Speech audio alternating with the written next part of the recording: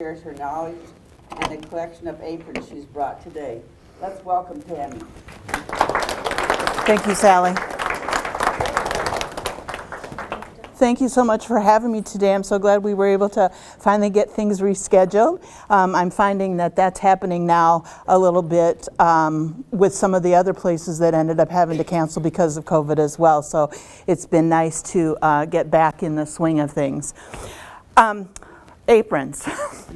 As I said, when I worked as a librarian, I was always looking for inexpensive programs for our, I worked at Bettendorf for most of the time, but I also worked in some smaller libraries. And when I was out in Clarence, Iowa, I wanted to have a program about aprons. And I just become kind of fascinated with them. I've been a sewer most of my life, and so it was like, I wonder if I can find somebody. So I put it out on the librarian's listserv if anybody knew anybody who did apron programs, and what I got back was, no, but if you find somebody, let us know. so that happened 3 or 4 times, and so I thought, I can do this. So I happened to be going to my mom's one day, and she was moving out of our family home after 50-some years, and you'll appreciate this, she was ironing things to take to Goodwill.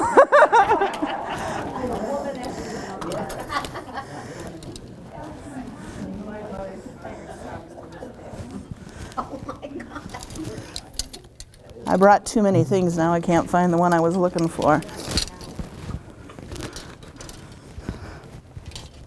Well, this is too funny. Well, if I come across it, I'll find it. I thought I put it in there, but I was going through so many. Oh, there it is. So when I went that day, she had this apron. And I was like, that's my 7th grade home ec apron. And she's like, no, it's mine. I said, Mother, if you look on the inside, it says Tammy Chumbly. So I, of course, snagged that right away. It also is one of the only ones I have that has a detachable bib. So when we were talking before about how so many aprons are half aprons and don't cover where you really need it to, this one just snaps on. And there are a number of patterns that show for that particular piece. I got a question. Uh-huh. So in junior high, you knew how to do that? With a detachable bib? That was my 7th grade. We were taught that. Hazel Lundeen, if anybody knows Hazel Lundeen. There you go. There you go. Hazel Lundeen was my home ec teacher in 7th grade, and we did that. So also that day, my mom pulled out some smaller aprons that she proceeded to tell me were mine and my sister's. I have an older sister, and she said my grandmother had these made for us. I have no recollection of these in terms of ever seeing them, and at that point I was 50 years old, and I'm like, I don't have any idea. I've never seen these before. So it's really fun to have these in my collection as well. And then I have one other that looks kind of like a bandana print that there are 2 of. So we shared them for a while and then moved on. So as I started thinking about doing programs, I decided I would set sort of a limit for myself and said I would never pay over $5 for an apron. There's too many. And I have a couple friends who are antiquers, and they told me that that's probably the going price. $5 I would be able to get quite a few. Well, I broke that rule fairly quickly. And it was only because I had come across this apron in an antique store, and it was a lady that I knew who ran the store. I was working in Clarence then, and it's another one that's a full. And the reason I ended up buying it was because it has a label in it by the maker. And it's the only one I have that has identification of who made it. The funny part about this is that when I was, there it is, right there at the top, just a little thing that says it was handmade by Gladys Feddersen in Clarence, Iowa. And so it was my remembrance for Clarence. But several years after I left the library, I was working as their Main Street director, and a lady in town, one of the older ladies in town, brought a notebook in. We were having a pop-up museum about downtown businesses. And she said, would you like to have these on display? I said, well, what are they? And she said, they're Gladys Fedderson's notebooks. She kept track of who she made, what for, how much she charged them, and a date. So here was this lady who I had no idea who she was, and all these records of all of her things. Well, I couldn't tell. I flipped through them, and I couldn't tell who this was originally made for. But it was a nice connection to this particular apron. So one of the things that I have learned is that every apron does have a story. And even though a lot of the things that I pick up at the Goodwill, I have things donated to me, I'll buy a lot from somebody on Facebook Marketplace, whatever. I may not know the story, but the more I wash them, iron them, just take different looks at them, they all tell me something different about the seamstress. Or, if you noticed on that one, there's a big stain right in the front.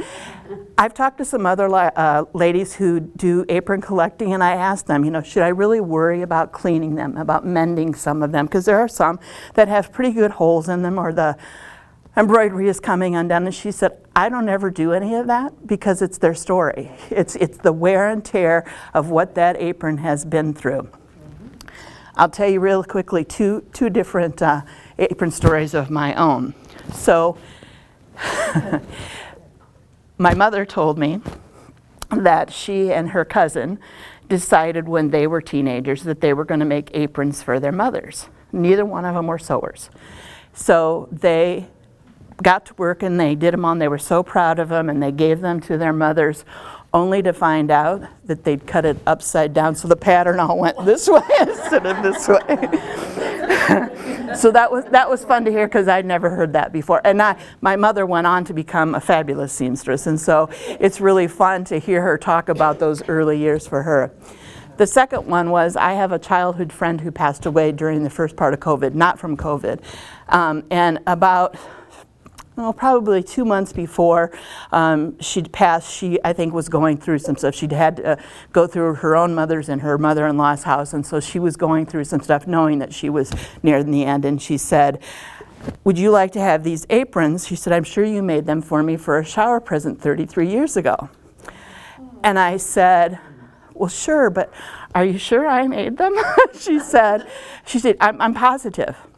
Well, the months went by and she told me she had them all ready to go. They were on the counter. She hadn't done anything with them. Well, of course, I didn't get to go to her funeral, and so was feeling really bad.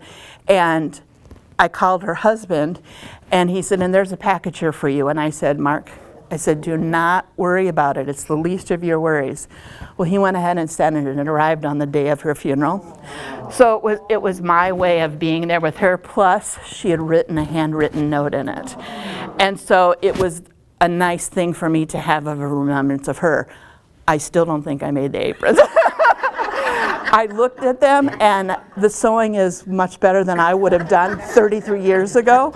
So I still don't think I'm the maker of them. But it is a fun thing to do. So once I started doing research, because I really didn't know that much about aprons and how they came to be, and once I started doing research, I made some connections. And there's a lady in Texas who does programs all over, and she was telling me they were having an Apron Symposium. Wow! Well, come to find out, I found out about it 2 weeks too late. It was down in Mississippi. And so I followed along with some of the things and made some connections to some of the names that were part of that. And one of them was the lady who runs the Apron Museum.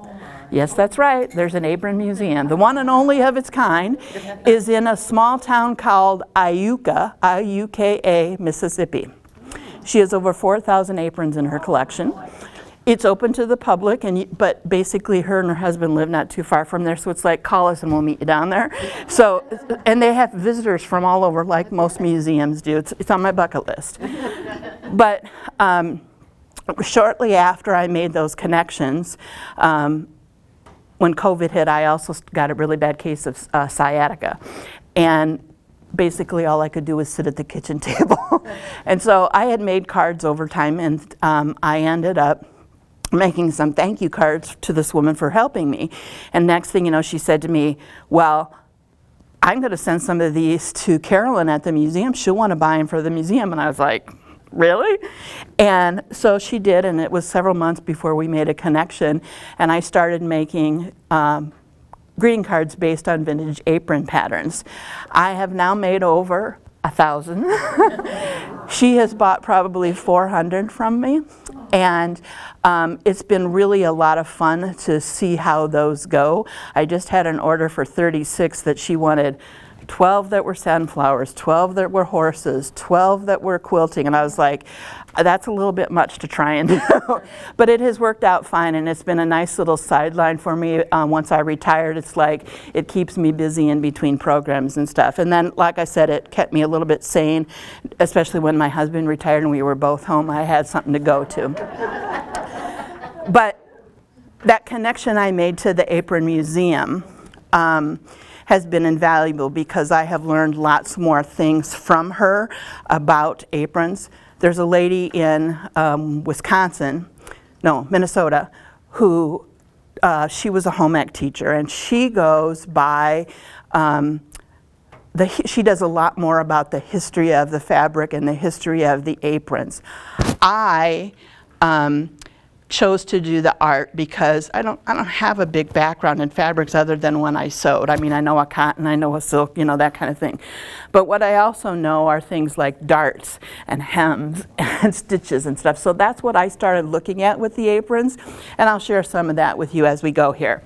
So Gingham aprons are probably the most collected and probably the most available. I have, of my 200 aprons, I would say I have between 30 and 40 that are ginghams. And I buy it no matter what because I just like the variance in them.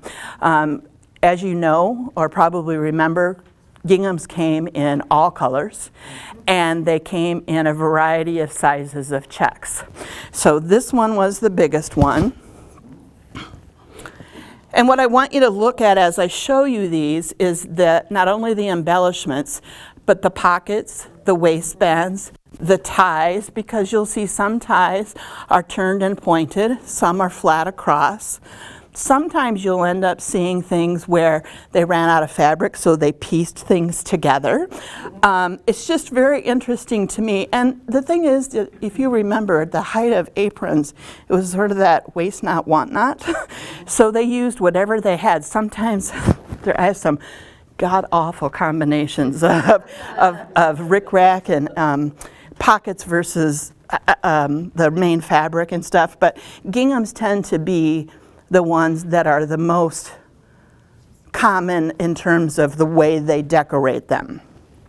Now, having said that, excuse me, you will see things like this one, and this embroidery is called chicken scratch, or sometimes Amish lace.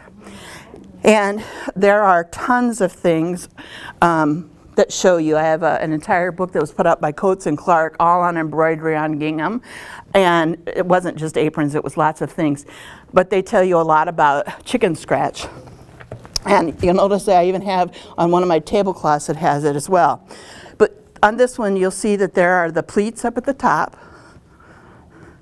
And then this particular style of chicken scratch, and I'm going to pass this around because it's better to look at it up close. This piece right here is what's called tenoriff, and it is stitching that's on top of the fabric rather than underneath. So you would come up, and before you went back down, you would wind your thread around it, and it makes like rows of stitches.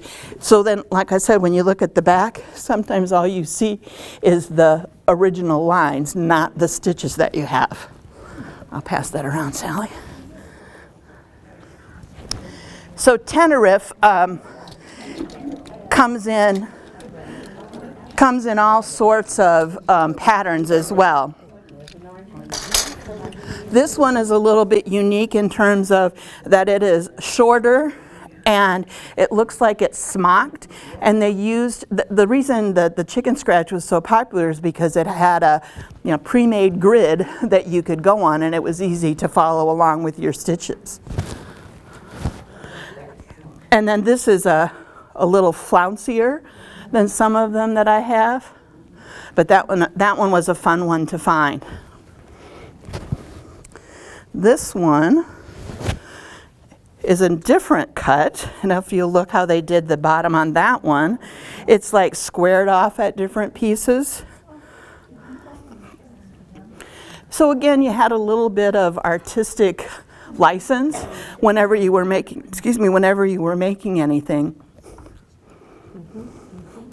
I often say that the aprons are like the old samplers that girls used to do to show off their handiwork, because some of the stitching, and most of you have probably heard this too, your back should look as good as your front.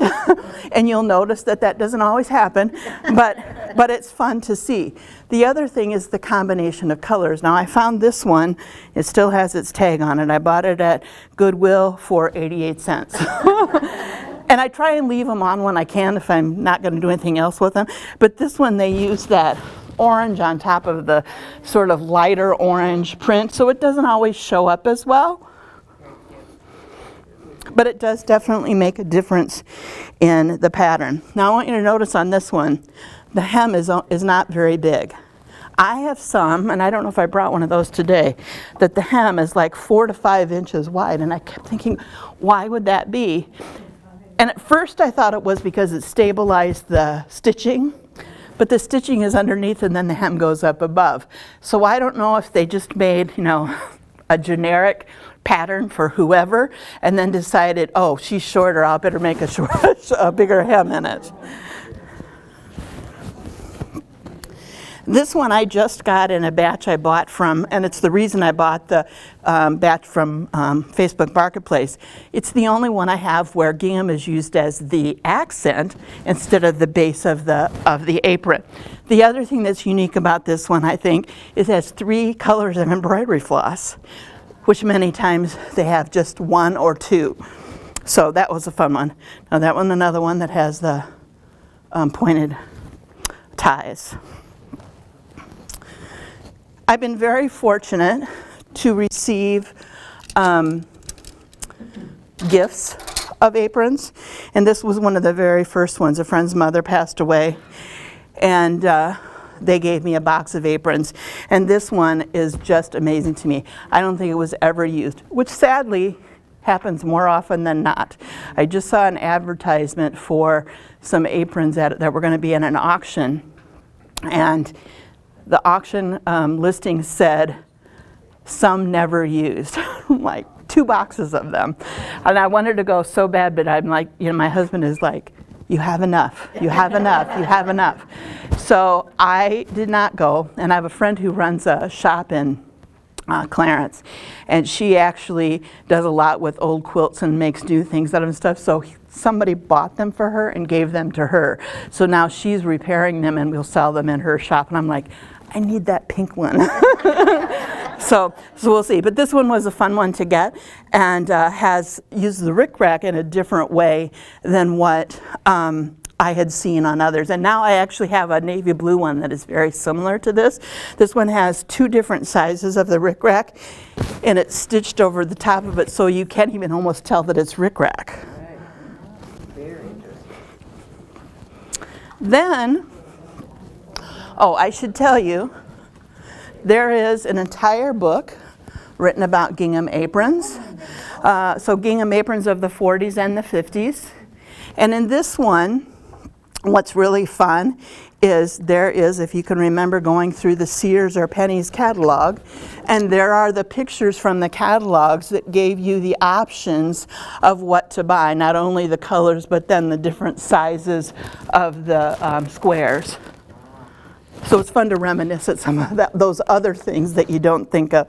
And it has lots of variations of the chicken scratch, and then other ways that people use the gingham to make different styles.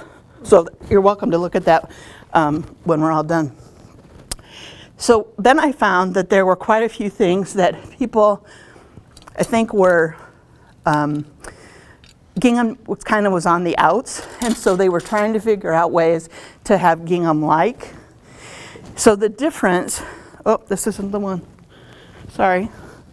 The difference is that some of them printed the gingham and instead of having it the actual gingham. And the way you can tell is on a regular gingham, it will look the same on the front and the back. And so on a printed one, it'll just be a whitish background, so to speak. And then this one, again, was a printed border. And then they did do a little bit of embellishment on it, but not much. There are a few different colors that are very unique, hard to find. There's one that's sort of a butterscotch and a gray. So I'm on the lookout for those all the time. This one again was just a very simple, but I didn't have any in this like Kelly green. That one now, here's just a flat piece on the end. Aprons are also made out of a lot of things, or they embellish with lots of things. I did a program up at the Cedar Falls Library, and a lady in the audience said, "What do you do when your kids don't want even their grandmother's aprons?" She said, "They just don't want them." And there was a lady in the audience who was from the Historical Society, and she said, "We'll take them." The lady came up to me afterwards. She said, "They won't take them. I've tried." I said, "Okay." So she said, "I'm going to send you a box." So she sent me a box about 2 weeks later, and in it was this one, and it's made from a man's shirt. And so a very quick and easy cut off the sleeves and then just hem it up. It has a tie in the back. And so it's very wearable and a great way to use something that somebody else has outgrown or has spilled on already. So that's the only one I have of that one. And then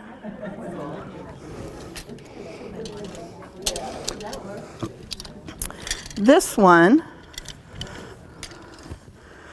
you will recognize in that they added a terry cloth towel so that you wipe your hands there instead of on your apron. And again, that waste not, want not, what they cut off of here, they use for the embellishment on the pocket. I have several of those.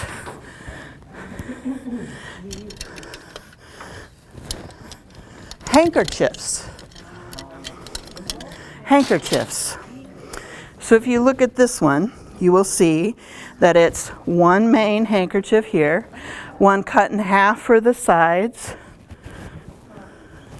and then the other halves are sewn on in a gather at the bottom. And then they must have used, I'm not sure, maybe used one more and cut it into strips because it's like, well, and look at that tie. Yeah, not quite. So that's one piece, that's one piece, that's one piece, that's one piece. So they must have cut it in fourths to make the tie. So that one is kind of fun, and of course the print is very typical of the time. And then here's another one that I would almost say it's a man's handkerchief until you look at the flowers, and I'm like, well, maybe not, but but it's very similar. But they used something totally different for the apron ties because it's all one piece. And, oops, it is pleated at the bottom instead of gathered. But again, those tiny waists. I'm not sure if they were or not, but holy. Let's see what else I have here. I'll share another apron story with you. So I was at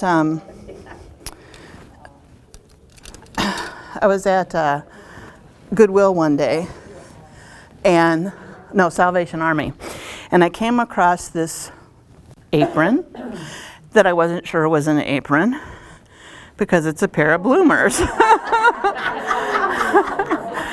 And unfortunately, I think the one that I found was actually a gag gift because somebody had attached something like underneath here that I was like, okay, no, I'm not getting that one. But I did find this one later. And it actually is true. It was sort of a little trend for a while to do just a little pair of bloomers instead of the full skirt. So that's fun. I would say that generally speaking, aprons come in 3 or 4 different varieties. You'll have your half apron, which is interesting to me. I would guess that 75% of my collection, are half aprons. When I was making the cards to send to the museum, she did not want cards that had half aprons. She wanted full aprons. She said they just don't sell. I said, really? Because that's what's most plentiful. That's what lots of people think of when they think of aprons as a half apron. So then we talked a little bit about it, and with same conversation, you need it up here, not so much as down here, but that's where they were going.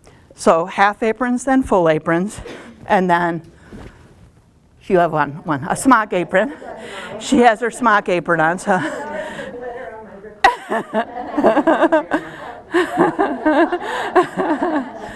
So smock aprons are very popular, and oftentimes when people are looking at some of my cards and things, they say, oh, that's the style my grandma wore all the time.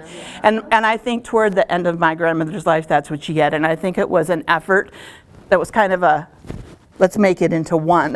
Take 2 things and make it one. And so the smock apron was born. Plus, it was a little bit easier to tie on the sides than having to tie around the back. Here is another style. This one, yours flips over your head, right? Yeah. And ties on the side. So this one actually buttons in the back and then has the tie. Oftentimes you'll find that the pocket goes from side to side, and so it really does hold a lot of things. There are aprons for specific things. There's an egg gathering apron that oftentimes has like 20 pockets, and so when they'd go to gather eggs, rather than have them all in one thing, they each had their own individual to keep them from knocking against each other and cracking. I don't have one of those. That's on my list of, let's find one of those. This one is known as a pin apron because it's what clothespins went in, and it is, you can get to it from either side. It goes all the way through. So pin aprons are a little harder to find. This one came in a batch from, I think, Facebook Marketplace. And this one is like a chintz fabric. So trying to date some of them is very difficult, but I think this one is a little newer, even though the style tends to be one of the older ones. And again, pretty small, so it may have been a child's. Let's see what else I have over here. Here's another. That's another smock, and this one actually buttons all the way down the back. And again, I look at this fabric and I think, okay, I made something out of something like that in the 1980s.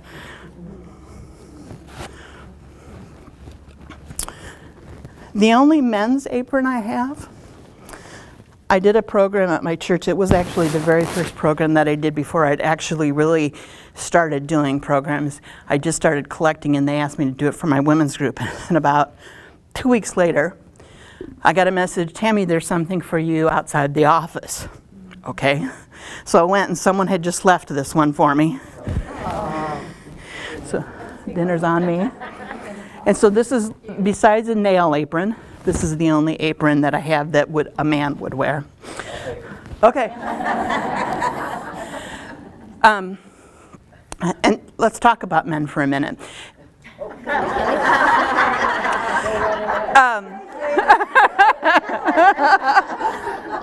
It's interesting to me, advertising is crazy in terms of aprons. You just never know when you're going to see one. I have made friends with a gentleman who's a reseller out of Minnesota, and every time he posts something, I'm like, Clay, I need that, it has an apron on it. He's like, okay, Tammy. And so he would show some different things. And one of the things that I found from him was an advertisement. This is from Old Homestead. It's a barbecue book, and it's a man's guide. And oftentimes, the men wearing aprons that you see, I look on eBay all the time for different things, and there's lots of like old aluminum trays, things that you would have used at a barbecue.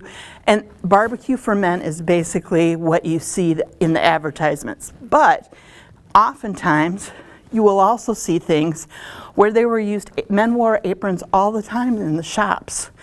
So recently I saw that somebody had posted some things from the arsenal, and they were old photographs, and all the men had on aprons. Most of the time they were like a denim or a duck or something heavy, especially if they were working around sparks, you know, that could come up against them. Butchers wore aprons all the time. Shopkeepers wore aprons all the time. Chefs wear them all the time. So I'm always on the lookout. The last program I did at my church, I was gifted this one, and it's probably the oldest apron that I have. I don't know if any of you know Joanne Anderson. Her and her husband ran the Anderson's Orchard out in Coal Valley. They've been members of my church all my life. And she brought this to talk about, and she said, I've had this at least 60 years. So I'm guessing it's at least 80 years. She's 93. And she got this from her husband's aunt. Occident Flour was a brand, but also sort of like we call every tissue a Kleenex. Sometimes it's that as well. So I did some searching. There was a plant, a mill up in Minnesota, and I thought probably that was where this would come. It's the closest one that I could find to Illinois. And she said she didn't think they were from Minnesota, but she had 2 of them, and this was the one that was left, and she gifted it to me. So I feel very fortunate to have it because, again, it's like the oldest one that I can do. I did write her a letter afterwards and said, can you tell me any more about it? I want to know its story. And she was able to tell me just a little bit, and then she was checking with a niece who would have known something about something, and it turned out I knew the niece. so connections are just kind of crazy that way. Another apron story is this one here. And I challenge you to go back to some of your old pictures and see if you find somebody in the pictures wearing an apron, because they're all over the internet where people share those kind of things. I remember that my mom had a picture of my grandmother in an apron that she had made, like my 7th grade home ec apron. We looked and we looked and we looked. Well, this isn't the one that I remember, but it's close, and it's the same apron. So this is a small one, but it's my grandmother and her sister and the aprons that they made. And this is the exact style. The apron and the hat matches exactly with this picture.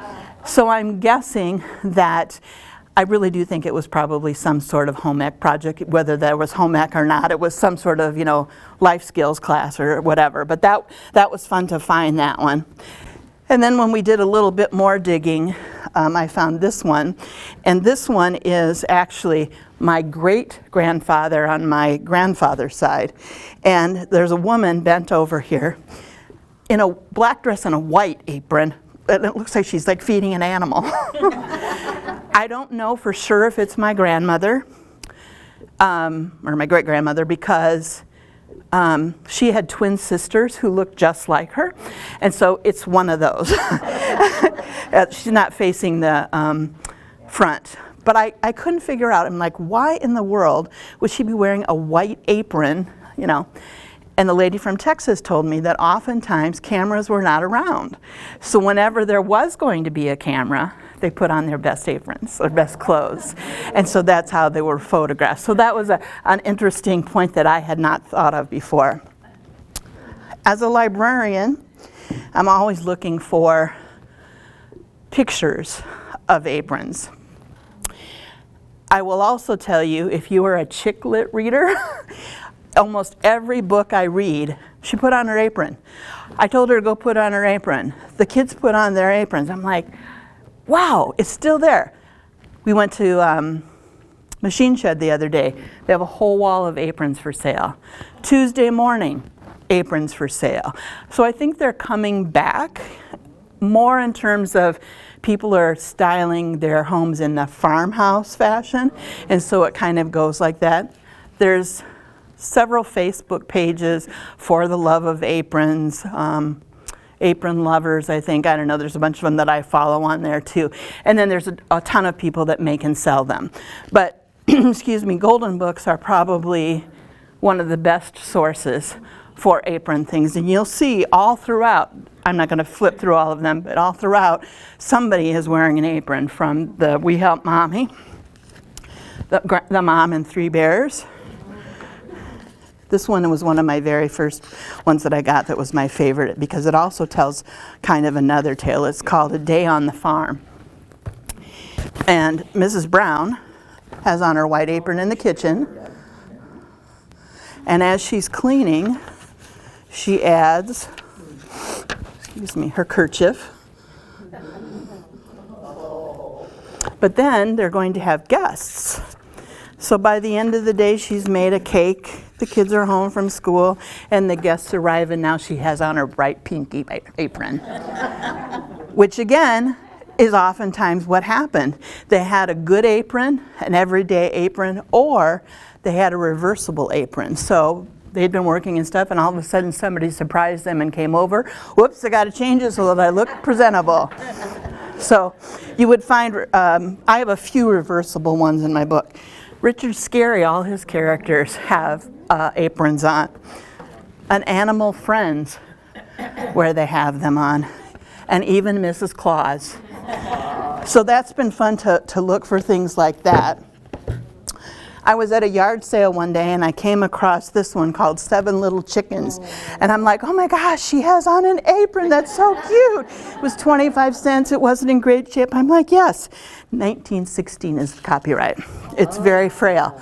But what's really funny is that that chicken does not, or hen, does not appear in any of the book. It's all black and white. None of them have on an apron or anything, so it was false advertising.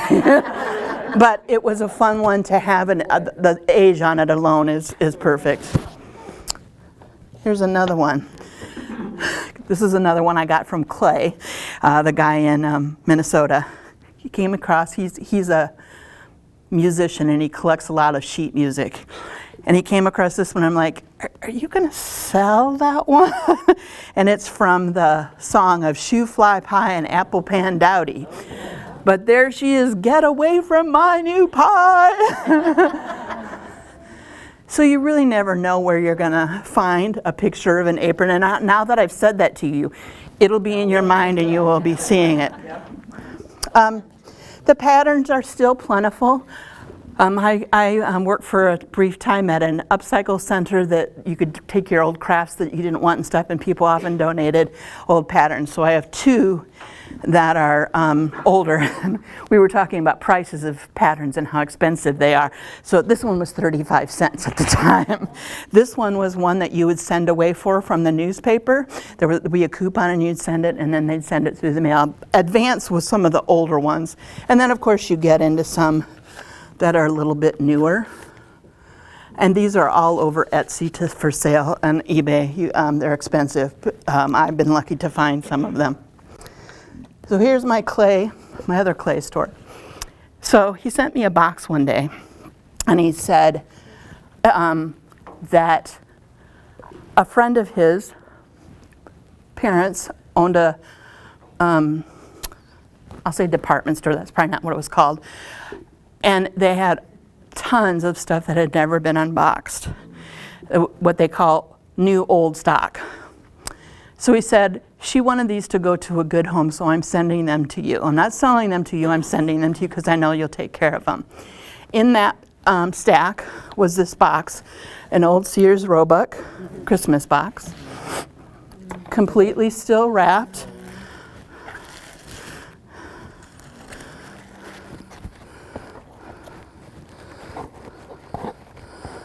The Christmas tag still attached.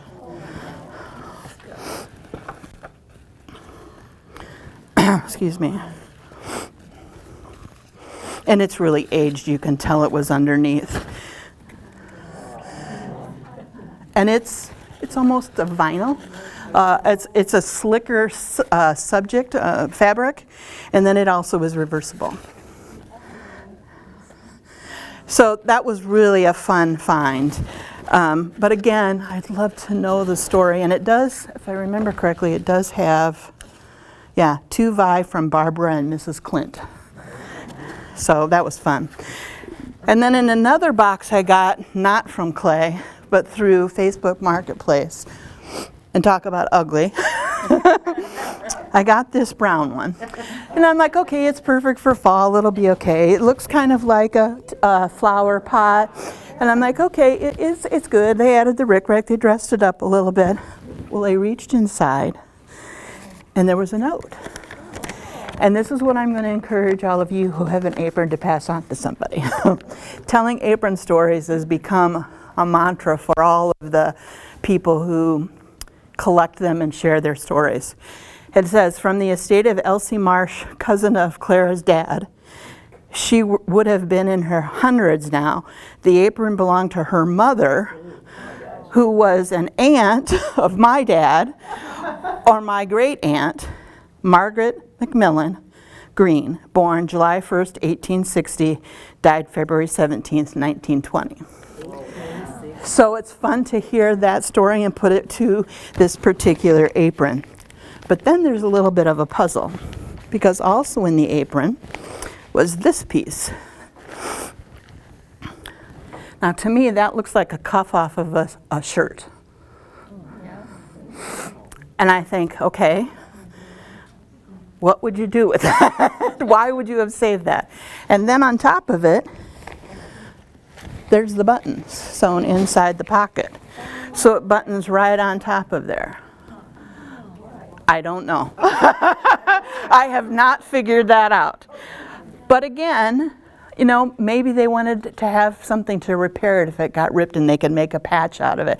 I mean, I don't know for sure, but I just love the story behind this. It's nobody that I would ever know. I might be able to, you know, look on Ancestry or something and see if I could find something. But that's one of the neatest stories that I found through just random purchases. How are we doing here? So, let's talk about wedding aprons, reception aprons, servers' aprons, whatever you want to call it, because they are oftentimes very plentiful too, because nobody wants them to keep them. So this one is one I call kind of a Cadillac, because if you have ever sewn, and you have ever sewn on tulle, it is one of the hardest things to sew on. Not only that, but it has satin ribbon, which is also hard to sew on. It has metallic rickrack, all sewn on there. And then it has mitered corners. Holy moly! It's like, who went to that much trouble and probably made, you know, half dozen or more for people who were going to serve at their wedding or an anniversary party or something. This one is also kind of a fancy one in that it has 2 layers, although you can't really tell. But one of them has all these holes through it, and then it has like an underlayment so that it shows up as you put them on. Most of them have a bow on them or a little ring, little metal ring on them, and they come in all colors too. I'm it's probably been 2 years now, celebrated a friend's 40th anniversary. And they had their wedding album there, and I was flipping through it, and all of a sudden, there stood this row of probably a dozen friends who were serving. Every one of them had on a different apron. I'm like, can I take a picture of this picture? And so I have that in my pieces just to show some of those. I was just going to say, back in my day, I don't know if it was a tradition in Chicago or not, but the bride was given an apron. Oh, yes. During the reception. Oh. And then they played Let Me Call You Sweetheart. I didn't say the apron, but I still have some pictures. Oh, that's fun. That's fun. And that would have been 49 years ago. Yeah, wow. So I guess they don't do that tradition anymore. And I have not. The one thing I have seen is that as at wedding showers, the bride will wear an apron and they pin different utensils on there, and then it's like you have 5 minutes, look and see what's on here. Okay, you go out of the room now. Write down what you saw, and it's kind of a game to see what your memory is like.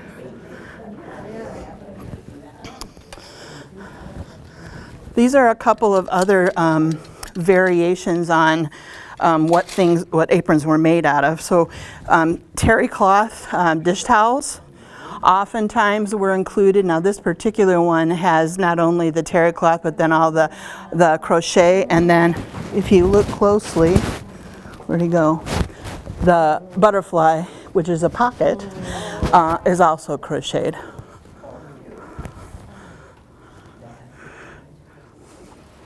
I just received a red and white checked is what I have gone with sort of as my theme, and I just received a red and white checked terry cloth one that I'm cleaning now. It had some stains that I wanted to get out, but it's really fun.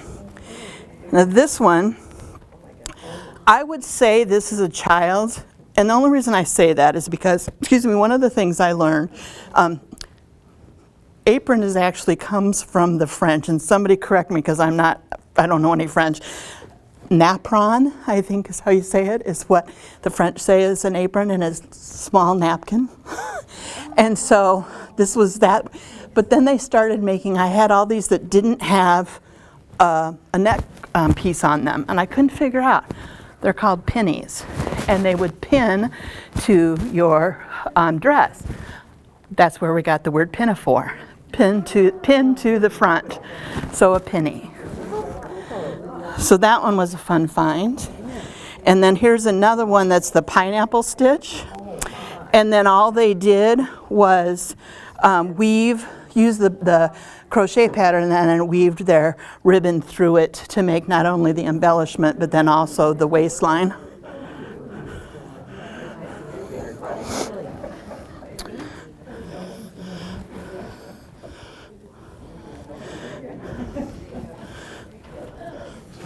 I said before that you can sometimes date aprons by their fabric, and these would be two examples of 1960s.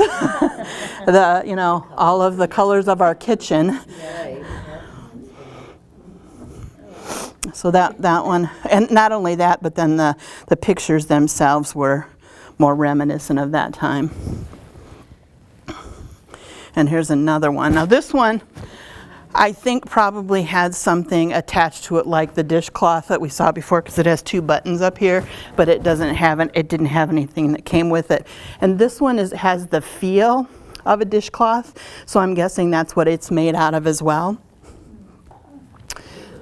The lady that I met out of Minnesota that's doing programs has one. She just did a display in a local museum of all, she called it Aprons Around the World, and she has a ton that are pieces that identify either the state that they bought the dish towel in and then made it into it.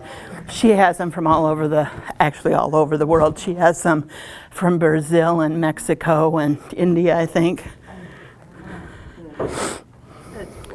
They have them that show calendars. I have one that is made from the dishcloths oftentimes were calendars, and I have one of those. This one is one of the reversible ones. And so it has your little sunbonnet girl with the pocket.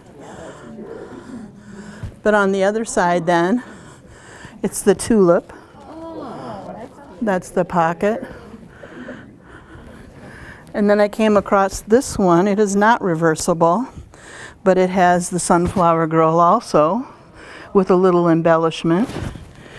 And if you'll notice this, I have several that are like this. I couldn't figure out why you would have a waistband, because for me, that'd be the one that would roll every single time.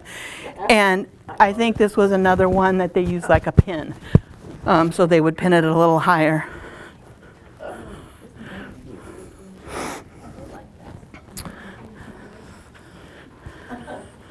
This one was a fun one I got in a stash I bought off of Facebook Marketplace, and I just like it's similar in pattern to the handkerchief one that I did where they did the gather at the bottom, but I just thought the polka dots were so fun.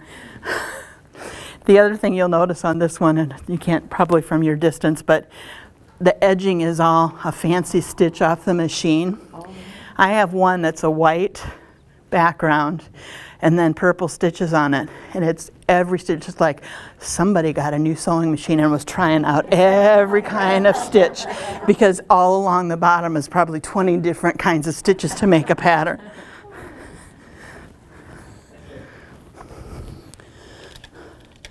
I just got these, and this one, there were 3 polka dot aprons in this one. The other 2 have bigger polka dots, but I'd not seen this one, and it's almost like they were trying to replicate the gingham, and they used the polka dots as their pattern rather than the squares. So they just went from dot to make the flowers, and that's what she did on the bigger polka dots, but she made them just individual flowers, didn't connect them.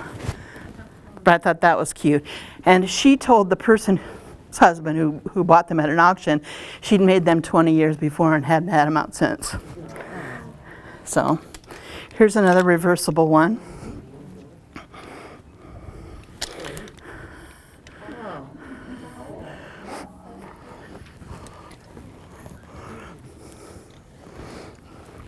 All right, it's your turn. Stand up and tell your story.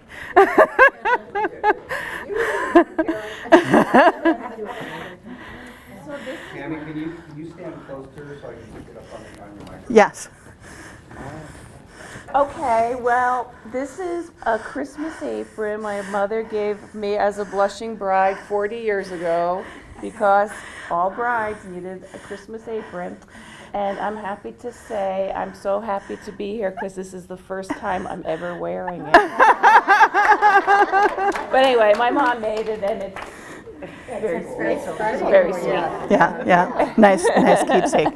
So I was telling her that I had one that was done in a similar style, and I believe both of these were done from a kit. Oftentimes they would be pre-printed, and then you would, I only really know that because I did a tablecloth for my sister that way in the same similar style of just cross stitch.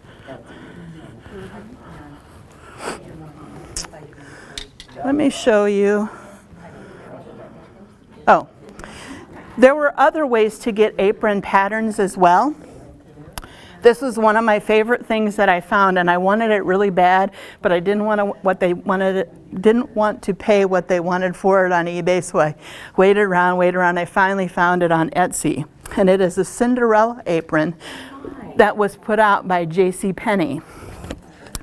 And so when you open it up, you get information about the apron, examples of what you could make,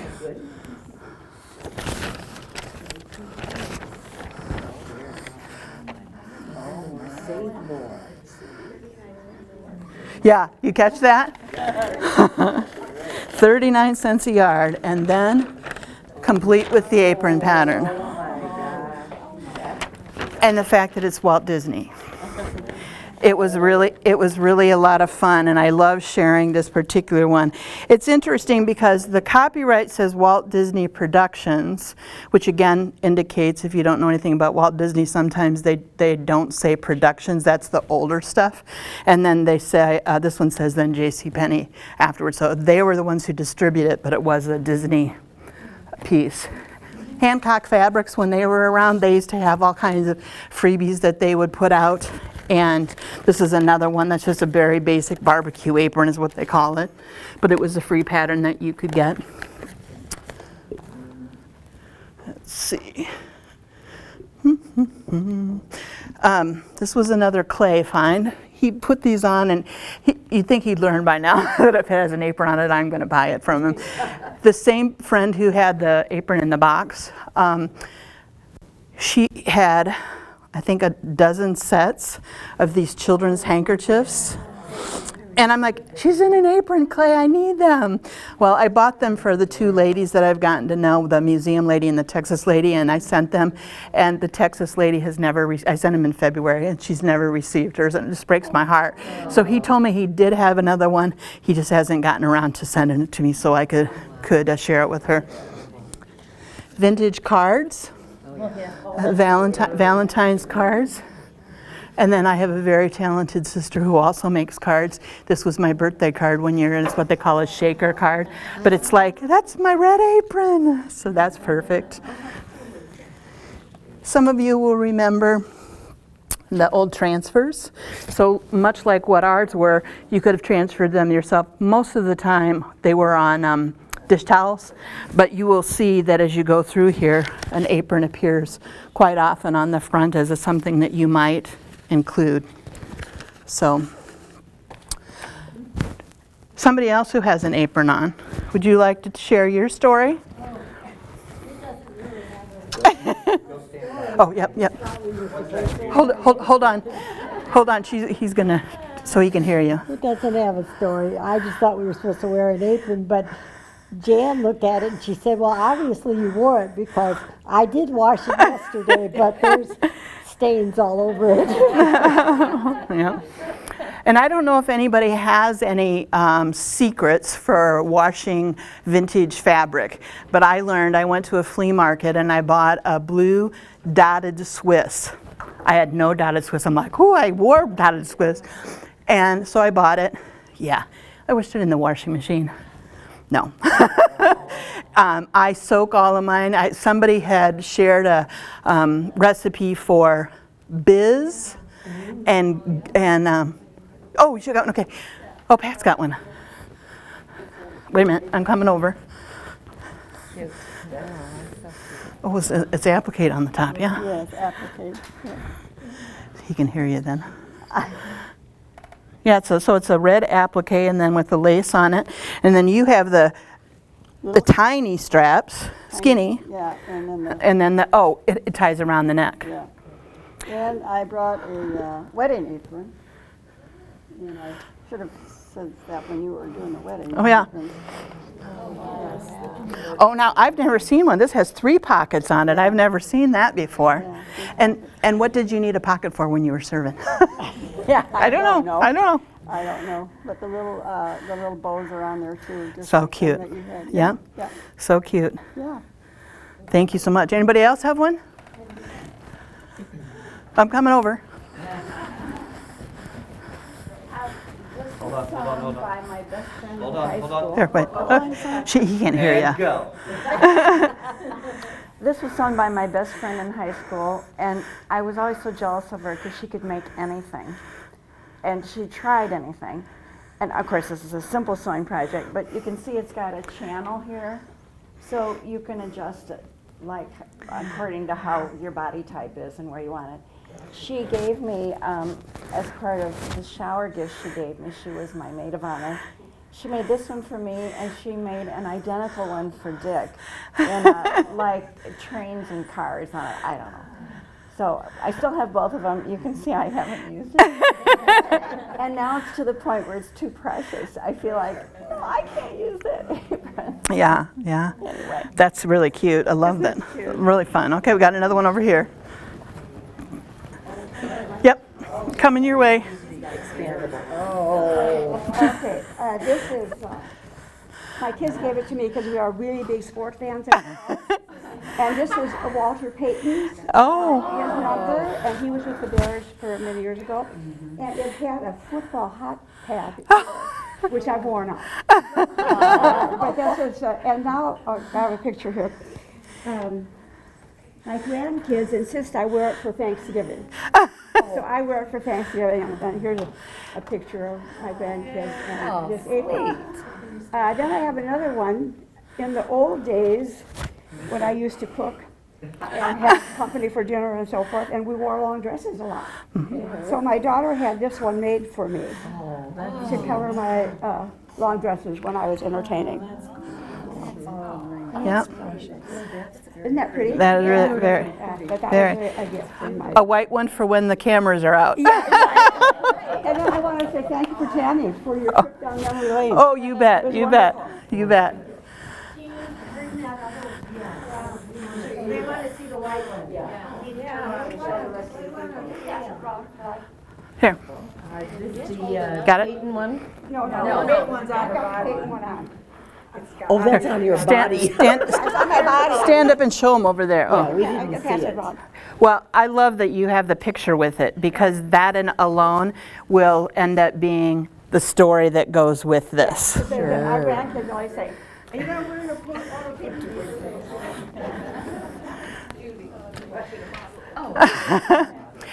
I don't know if any of the rest of you are collectors, but if you would talk to my husband, he would tell you I collect everything. But I am always on the lookout for things that are apron related. And another lady in Clarence, the one where I bought the apron that had the tag in it, she was closing up her shop and she posted a couple of things, and one of the things that was on there was this old sifter. And I'm like, Alice, I need that. It's got an apron on it. So she's actually on there twice.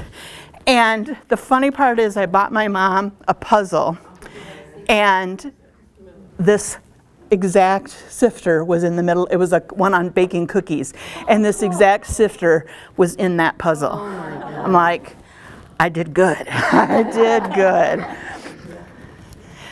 This was another find, real quick. It's if you know Otagari, I found this at Goodwill, and I had heard that name from some YouTube people, and it was a napkin holder, and I just fell in love with it. And there actually is a male companion that goes with it, and they back up to each other, and I've never found that one, but I'll take this one. And so it actually has worked out very well because I keep my business cards and stuff in it. So I have one thing to end with, but I have a couple just little things. So I did bring cards to sell if anybody is interested. They sell for $2 a piece.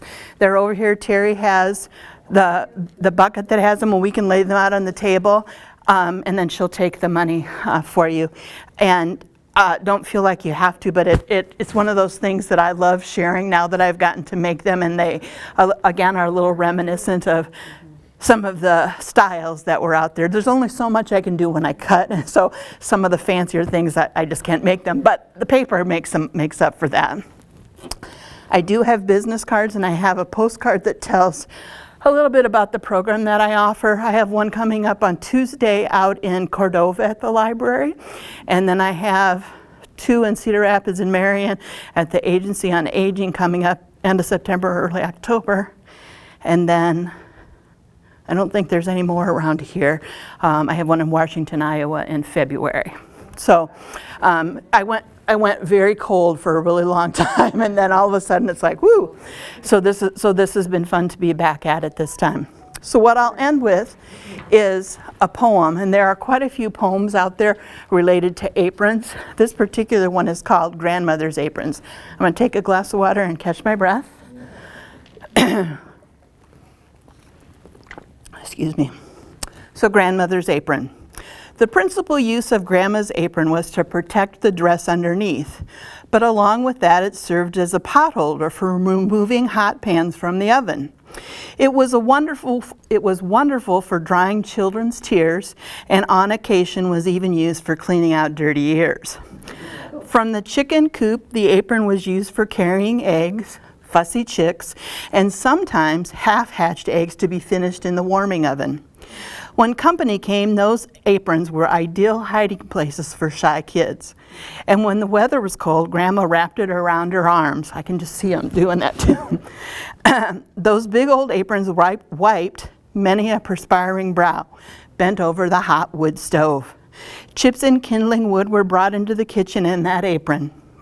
From the garden, it carried all sorts of vegetables. After the peas had been shelled, it carried out the hulls. In the fall, the apron was used to bring in apples that had fallen from the trees. When unexpected company drove up the road, it was surprising how much furniture that old apron could dust in a matter of seconds. When dinner was ready, Grandma walked out onto the porch, waved her apron, and the men knew it was time to come in from the fields to dinner. It will be a long time before someone invents something that will replace that old-time apron that serves so many worthwhile purposes. Remember, Grandma used to set her hot-baked apple pies on the windowsill to cool. Her granddaughters set theirs on the windowsill to thaw. They would go crazy now trying to figure out how many germs were on that apron. I don't think I ever caught anything from an apron except love.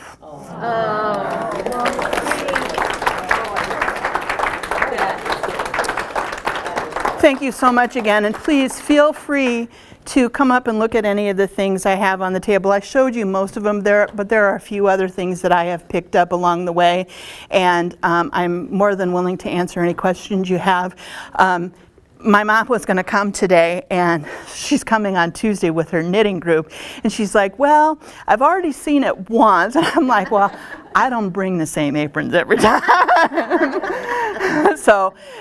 My husband would love it if I was more organized in terms of how I do it. I do have, Terry has been very kind. She gave me her grandmother's Christmas apron, which is just delightful, and I was going to bring it, but I have all my Christmas aprons sort of packed away because they're not ones I traditionally bring.